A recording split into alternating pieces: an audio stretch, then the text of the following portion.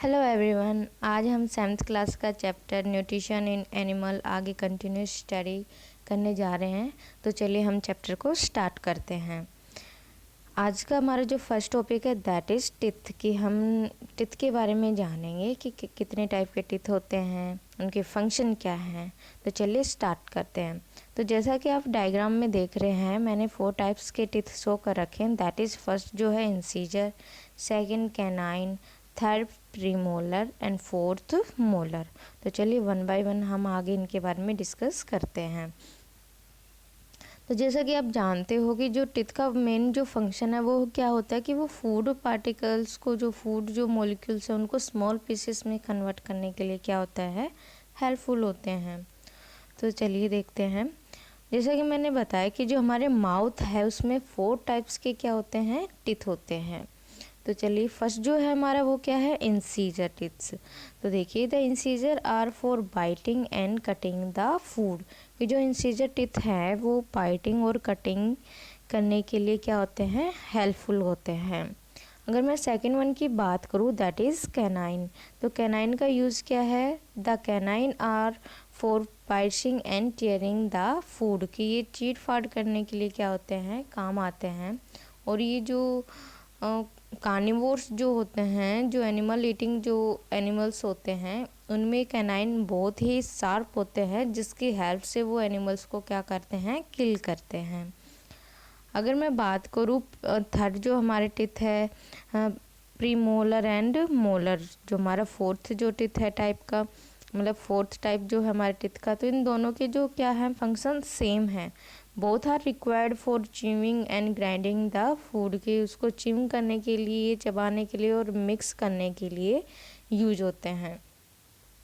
अब देखिए अगर मैं टोटल नंबर ऑफ टिथ की बात करूँ इन अडल्ट्स में, like in man and women have total 32 teeth. की 32 टिथ्स होते हैं, चाहे वो मैन हो चाहे वो वुमेन हो। अगर हम बात करें तो जो 16 इन अपर जा में होते हैं, 16 इन लोअर जा में। और आगे मैं बात करूँ कि 16 जो नंबर्स है उसमें कितने कितने नंबर इंसीजर के होते हैं, कितने नंबर कैनाइन के होते हैं, कितने नंबर प्रीमोलर के होते हैं और कितने मोलर के होते हैं। तो देखिए जैसा कि आप इसमें देख रहे हैं, मैंने जो है ये 1 जॉ का शो कर रखा है।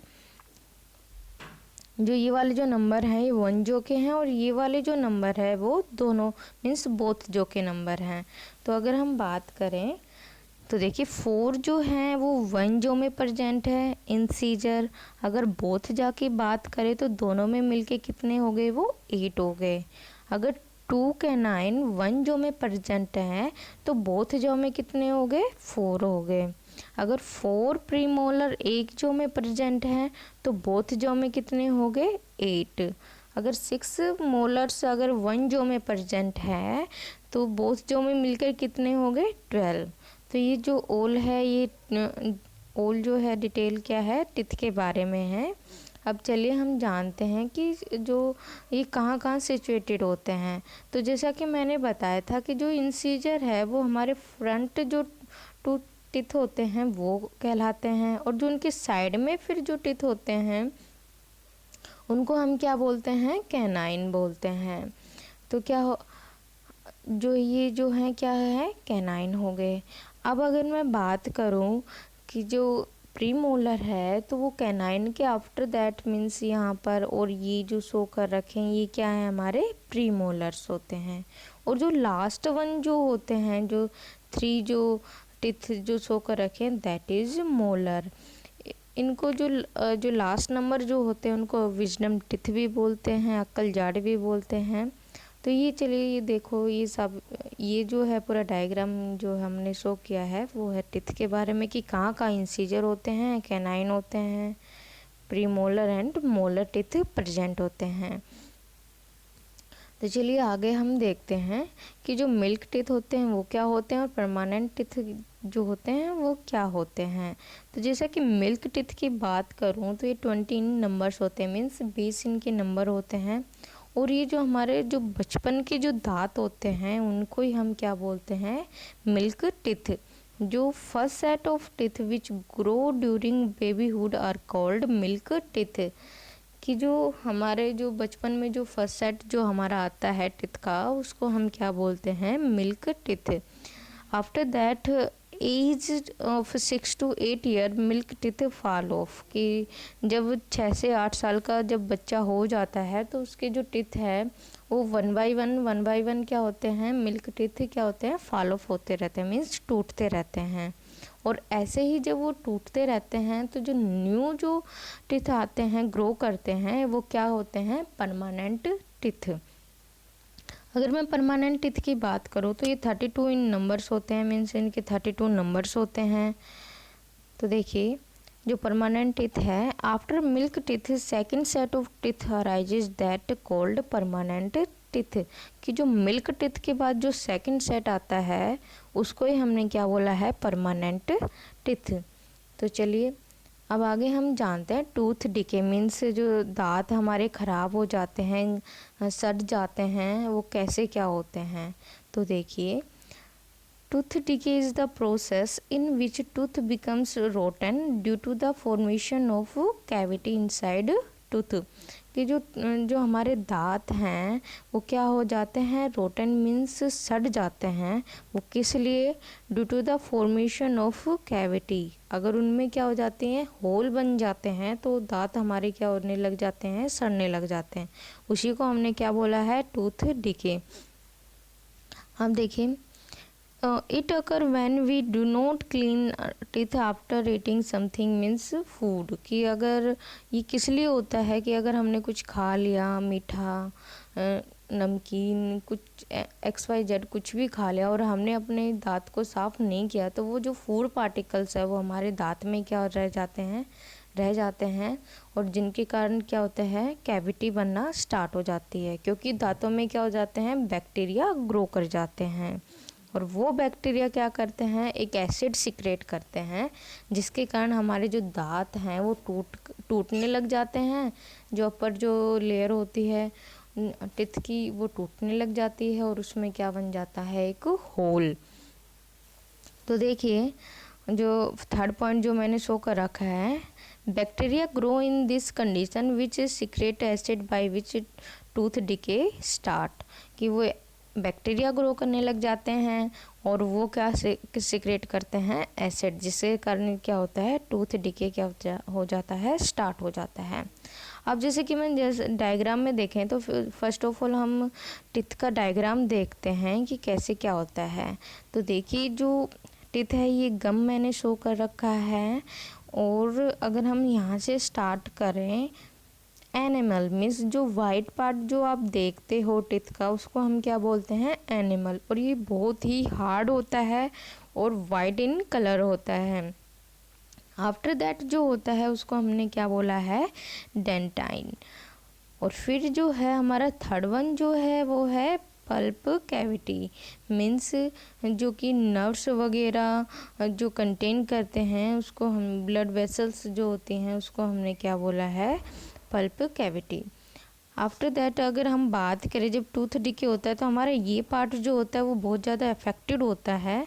तो देखिए इसमें क्या हो रहा है, होल क्रिएट हो गया, कैविटी बन गई है, एनिमल ब्रेकअप हो गया है, डेंटाइन क्या हो जाता है, टूट जाता है, और वो जो कैविटी जो होल है वो हमारे जो है पल्प कैविटी तक पहुंच जाती है, जिसके कारण क्या होता है, हमारे दांतों में पेन स्टार्ट हो जाता है और झंझनाहट से स्टार्ट हो जाती है, और उसी को हम क्या बोलते हैं, टूथ डिके।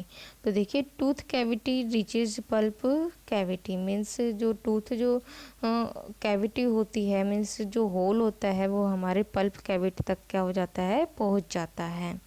अब आगे देखिए अगर हम टंग की बात करें तो टंग के मैंने देखिए 4 टाइप में मैंने डिवाइड कर रखा है इसको। तो जो टंग का जो फर्स्ट जो हिस्सा होता है वो स्वीट टेस्ट को डिटेक्ट करने के लिए हेल्पफुल होता है, और वो साल्टी टेस्ट के लिए भी हेल्पफुल होता है उसको पहचानने के लिए। और जो टंग के जो साइड का जो हिस्सा है वो हमारे सोर मीन्स खट्टा जो टेस्ट होता है उसको डिटेक्ट करने में क्या करती है, हेल्प करती है। और जो लास्ट वन जो होता है पोर्शन हमारे टंग का वो बिटर मीन्स कड़वा जो टेस्ट होता है उसको डिटेक्ट करने में क्या करती है, हेल्प करती है। अब देखिए टंग हेल्प, अगर हम फंक्शन देखें तो देखिए tongue helps mixing saliva with food and swallowing the food. Means जो टंग है वो सलाइवा मिक्स करने के लिए हेल्पफुल होती है फूड में, और उसको स्वेलो मीन्स निगलने के लिए क्या होती है, हेल्पफुल होती है। अगर सेकंड पॉइंट की बात करूं तो tongue help in getting the taste of food, कि जो टंग है वो जो खाने का जो टेस्ट होता है उसको भी पहचानने के लिए क्या होती है, हेल्पफुल होती है। अब अगर मैं टेस्ट वर्ड की बात करूँ तो there are 4 taste word, that is sweet, salty, sour and bitter, जो कि मैंने डायग्राम में क्या कर रखे हैं, शो कर रखे हैं। अब आगे देखिए जो ग्रास ईटिंग जो एनिमल्स होते हैं उनमें डाइजेशन कैसे होता है। आपको पता है जो ग्रास ईटिंग एनिमल्स होते हैं वो ग्रास और ग्रीन जो प्लांट्स होते हैं उनको कंज्यूम करते हैं, और प्लांट्स में एक मटेरियल होता है उसको हमने क्या बोला है, सेलुलोज, जो कि हम डाइजेस्ट नहीं कर सकते हैं। ओनली एनिमल्स जो होते हैं, ग्रास ईटिंग एनिमल्स होते हैं, वो ही मतलब उसको डाइजेस्ट कर सकते हैं। The cellulose carbohydrate present in grass which is digested by action of a certain bacteria which is present only rumen in stomach of animals called ruminants। Means जो cellulose होता है जो कि प्लांट्स में या फिर ग्रासेस में प्रेजेंट होता है वो कुछ बैक्टीरिया के हेल्प से क्या किया जाता है, डाइजेस्ट किया जाता है। और वो किस में प्रेजेंट होता है, उन एनिमल्स के स्टमक में एक रूमेन पार्ट होता है उसमें प्रेजेंट होता है, और उन एनिमल्स को हम क्या बोलते हैं, रूमिनेंट्स, लाइक काउ, बफेलो, गोट। तो जो ग्रास ईटिंग एनिमल्स हैं उनको हमने क्या बोला है, रूमिनेंट्स। उनको रूमिनेंट्स क्यों बोला है, क्योंकि उनके स्टमक में क्या है, रूमेन पार्ट है। तो देखिए आगे अगर मैं डायग्राम की बात करूँ तो इसमें आपको दिख रहा होगा कि जो स्टमक है और इसमें एक रूमेन पार्ट है जिसमें ये बैक्टीरिया होते हैं, और ये बैक्टीरिया क्या करते हैं, जो सेलुलोज होता है ग्रास में उसको डाइजेस्ट करने में क्या करते हैं, हेल्पफुल होते हैं। तो चलिए आगे हम बात करें, अगर अमीबा की बात करें कि अमीबा में कैसे होता है, तो अमीबा फर्स्ट ऑफ ऑल एक यूनिसेलुलर ऑर्गेनिज्म है। मीन्स ये सिर्फ एक ही सेल से बना हुआ होता है, इसलिए हमने इसको यूनिसेलुलर बोला है। तो जैसा कि आप डायग्राम में देख रहे हैं अमीबा का डायग्राम ऐसा होता है, और इसमें एक न्यूक्लियस प्रेजेंट होता है जिसमें इसका जेनेटिक मटेरियल मीन्स इसके करेक्टर क्या होते हैं, स्टोर होते हैं। तो फिगर ए की बात करूं तो इसमें मैंने फूड पार्टिकल शो कर रखा है, और आफ्टर दैट अमीबा क्या करता है कि एक फिंगर लाइक प्रोजेक्शन अराइज करता है जिसको हमने क्या बोला है, सूडोपोडिया। और वो क्या करती हैं, उस खाने को क्या करते हैं, कवर चारों तरफ से घेरने के लिए क्या करते हैं, हेल्पफुल होती हैं। अब अगर मैं फिगर सी की बात करूं तो जो है फूड जो पार्टिकल है उसने चारों तरफ से कवर कर लिया है और एक होल सा क्रिएट कर लिया है जिसको हमने क्या बोला है, फूड वैक्यूल्स। और ये फूड वैक्यूल्स क्या करते हैं, उसको खाने को डाइजेस्ट करने में हेल्प करते हैं, और जो वेस्ट मटेरियल होता है उसको एक्सपेल करने में भी क्या होते हैं, हेल्पफुल होते हैं। तो देखिए अगर फिगर डी की बात करें तो इसमें उसने सारा जो है डाइजेस्ट कर लिया है खाने को, और वो अपने नॉर्मल स्टेज में पहुंच गया है। तो ये क्या है, न्यूट्रिशन इन अमीबा। आपका चैप्टर कंप्लीट हो चुका है, और प्लीज़ इसको थोड़ा अच्छे से स्टडी करना, and please click on red button icon for subscribe the channel and share it. Thank you.